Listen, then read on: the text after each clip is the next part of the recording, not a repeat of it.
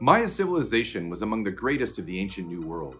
Their culture endured the span of Mesoamerican history, witnessing the rise and fall of Teotihuacan and surviving the expansion of the later Aztec Empire. When we think of ancient Maya sites, the grandeur of Tikal or Palenque comes to mind. Classic period centers dominated by pyramids and palaces, now shrouded in jungle. But such regal cities were more often located far from the sea. Maya civilization was fueled by agriculture, and the more productive lands were found well inland. These areas also offered better protection from frequent hurricanes that would ravage the coast.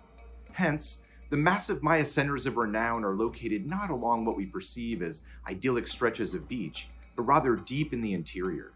It was not until certain social and economic push and pull factors emerged that Maya peoples turned their attention to the sea. The Yucatan Peninsula, where the Caribbean meets the Gulf of Mexico, ultimately bore witness to one of the greatest seafaring traditions of the ancient New World. Maya traders once plied these waters in massive dugout canoes filled with goods from across Mesoamerica. Each port was a link in a chain, connecting people and ideas and supporting the ambitions of city and state. But who were these ancient Maya seafarers? It is believed that long-distance coastal trade was initially dominated by the so-called Putun Maya of the Gulf lowlands. Archaeologist J. Eric S. Thompson once referred to these shrewd and intrepid merchants as the Phoenicians of the New World.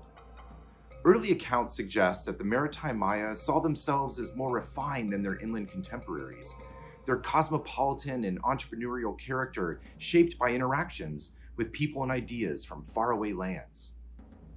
Even though most Maya peoples who built, occupied, and even presided over grand centers like Tikal never laid eyes upon the sea and its wonders, they were nevertheless aware of this mythical realm at the edge of their known world. Incised on bones found in the burial of Hasa Ka'an Kawil at Tikal depict paddler deities on a journey with the maize god, perhaps a representation of a celestial event. For the Maya, the sea was truly primordial. Along the watery edges of the earth, the sun descended into darkness and was reborn each new day. The land of the Yucatan was imagined as a turtle floating on the sea, subject to its forces, both benign and malevolent. From the turquoise horizon of the Caribbean came the winds and the rains of the approaching summer. Sea creatures appear in Maya art and iconography, and objects that capture the essence of the sea, like conch shells, stingray spines, and coral, were incorporated into ritual practice and can be found at sites across the Maya world. In the Dresden Codex, we see Chak, the god of rain and lightning, paddling a canoe upon a flooded earth, perhaps bearing the headgear of the merchant god known as God El. Across the Yucatan Peninsula, the timeliness and abundance of seasonal rains ensured a fruitful harvest. Thus, the maize god and water were tightly bound together, from the sowing of seeds to the full life cycle of this essential crop. On a polychrome vase from the Holmol region of Guatemala, we see the maize god delivering a sack of seed corn in a canoe paddled by two deities.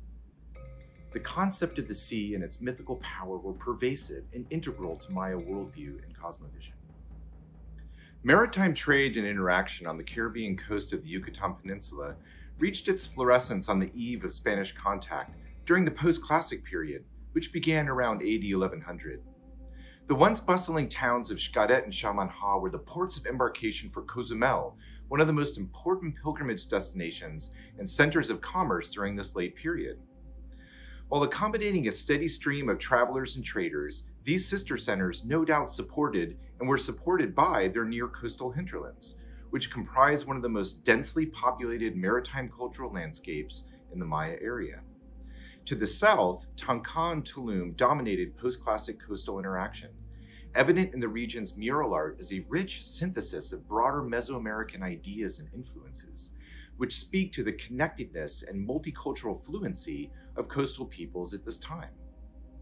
The Maya of the northeastern corner of the Yucatan Peninsula were faced with extraordinarily complex and harsh coastal environments, which can be characterized as a mosaic of non-arable zones, including mangrove, estuary, flooded forest, and sawgrass. These marginal areas were unfavorable for maize agriculture, which, as we know, was the staple for ancient Maya society. For this population to not only exist but thrive in this adverse environment, they required highly specialized subsistence strategies involving perennial access to fresh water, exploitation of marine resources, and cultivation of niche plant species. We mentioned how the coastal Maya imagined themselves as somehow different from their inland neighbors. Certainly, life along the coast required different skills. These Maya people were fishers, casting nets for fishes and hunting the waters for sharks, rays, turtles, manatees, even the now extinct Caribbean monk seal. The bottoms of bays and reefs were rich in mollusks, like massive whelks and conchs, and crustaceans like crabs and spiny lobster. Iguanas crept along the rocky shore and crocodiles lurked in the lagoons. Such a different world than the agricultural landscapes and managed forests so far from the sea. The most important commodity produced by the coastal Maya was salt, which we will discuss in a later episode. Maya ports were bustling. In addition to hunting, gathering, processing foodstuffs, residents of port centers were busy manufacturing and preparing both preformed and finished goods for transport, as well as sheltering, provisioning, and outfitting seagoing traders who were constantly arriving and departing in their long dugout canoes. In our next episode, we will explore Maya seafaring and search for evidence of these fabled and elusive watercraft.